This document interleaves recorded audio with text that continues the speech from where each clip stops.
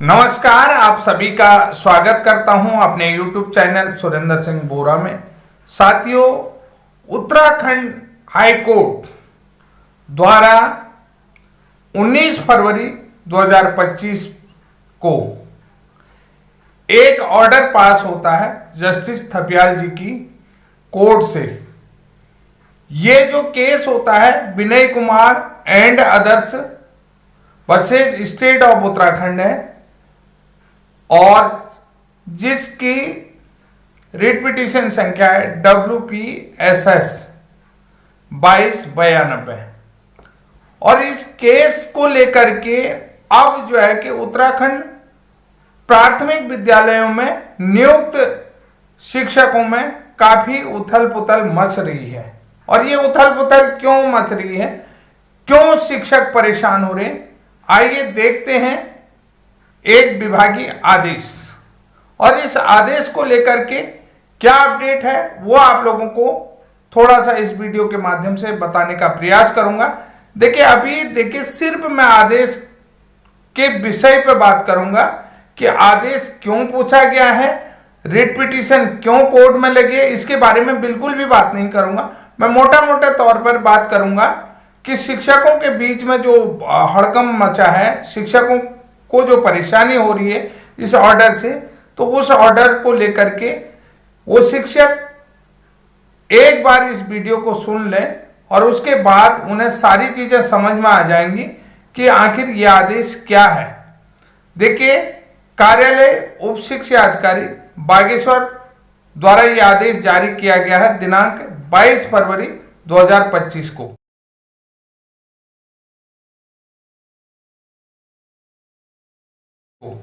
विषय है सीटेट प्रथम प्रमाण पत्र के आधार पर नियुक्त शिक्षकों का विवरण उपलब्ध कराने के संबंध में।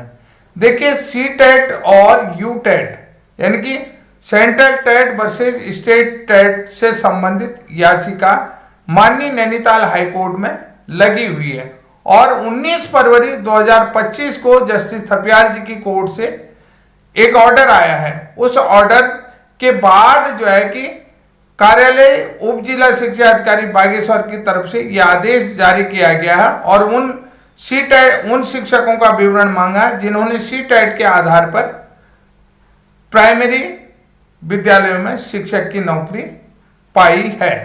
तो आइए बात करते हैं। सबसे पहले आप लोगों ने हाल ही के दिनों में जेटेट वर्सेस सीटेट वाला सुप्रीम कोर्ट का डिसीजन देखा होगा, जो 30 जनवरी 2025 को माननीय सर्वोच्च न्यायालय की तरफ से आता है। और ये डिसीजन, देखिए इस डिसीजन में क्या है और ये केस कौन सा केस था। देखिए, Parimal Kumar versus union of India वाला ये झारखंड का केस था और झारखंड में सीटेट वर्सेज स्टेट टेट को लेकर के ये मुद्दा बना था।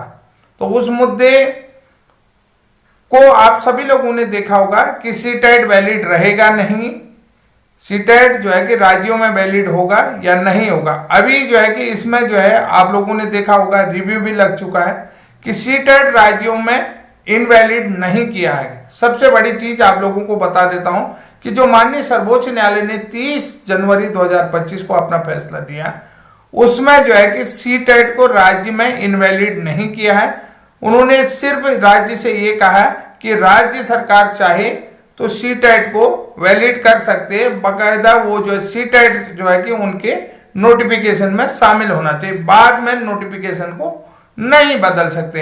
यानी कि यहां पर स्टेट टेट और सीटेट दोनों को ही राज्य सरकार शामिल कर सकती है कि ये राज्य सरकार के बाकायदा जो है कि वो जो है कि उनके नोटिफिकेशन पर होना चाहिए, विज्ञप्ति में होना चाहिए। तो इसलिए जो है वैलिड रहेगा, बाद में जो है कि इसको शामिल करना उसको नहीं। और दूसरा, इस केस में यह भी कहा था कि जो टेट की गाइडलाइन है कि जो टेट गाइडलाइन को लेकर के राज्य जो है कि साल में 2 बार अध्यापक यानी कि टीचर एलिजिबिलिटी परीक्षा का टीचर एलिजिबिलिटी टेस्ट का आयोजन कराएगा साल में 2 बार। अगर साल में 2 बार जो है कि टीचर एलिजिबिलिटी टेस्ट का आयोजन नहीं कराती है या टेट परीक्षा का आयोजन नहीं कराती है, तब भी ऐसे मुद्दे में भी जो है कि राज्य सरकार सीटेट को लेकर के छूट दे सकती, ये सारी चीजें हैं। पहला जो महत्वपूर्ण पॉइंट है कि आपके विज्ञापन में सीटेट रहना चाहिए। जो भर्ती का विज्ञापन आता है उसमें जो है कि सीटेट रहना चाहिए, यानी कि नोटिफिकेशन में आपका सीटेट है तो आप वैलिड रहेंगे, उसको कोई डिनाई नहीं कर सकता। यह सर्वोच्च न्यायालय का SLP नंबर 4194 ऑफ 2024 जो Parimal Kumar versus union of India था, या जो है कि Parimal Kumar versus the state of Jharkhand था। तो आप देखिए सीटेट राज्य में उत्तराखंड में वैलिड रहेगा या नहीं रहेगा, कुछ महत्वपूर्ण पॉइंटों में बात करूंगा, सीधी बात करूंगा उन महत्वपूर्ण में।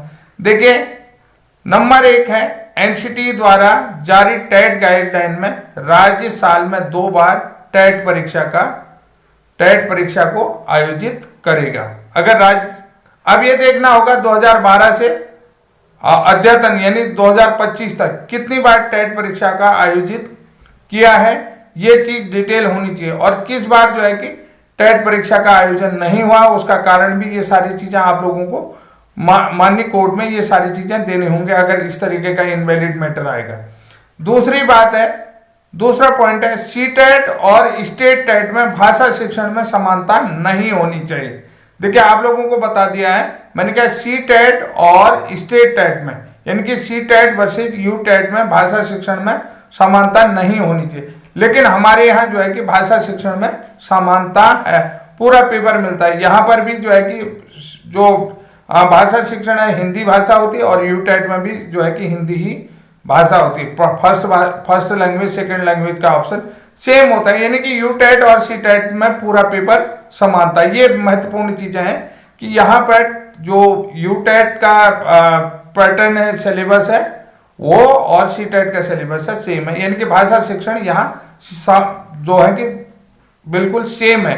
देखिए यहाँ भाषा शिक्षण में हिंदी इंग्लिश संस्कृत आती है, सीटेट में भी हिंदी इंग्लिश संस्कृत उर्दू आता है, यहाँ भी हिंदी इंग्लिश संस्कृत उर्दू आता है, यहाँ भी आता है। तो ये जो है कि किसी भी तरीके से, जैसा कि आप लोगों ने देखा होगा कि जो झारखंड टेट को जीत मिली थी वो रीजनल क्षेत्रीय लैंग्वेज यानी कि भाषा शिक्षण को लेकर के जो है कि झारखंड टेट को प्रायोरिटी मिली थी यहाँ पर झारखंड टेट को, लेकिन यहाँ पर सिलेबस सेम है। तो यहाँ पर भी आप लोगों को पता है अगर हाई कोर्ट से जीत भी जाएंगे तो सुप्रीम कोर्ट से सीटेट जो है कि वैलिड हो जाएगा राज्य के अंदर की, ये चीज आप लोगों को देखना पड़ेगा।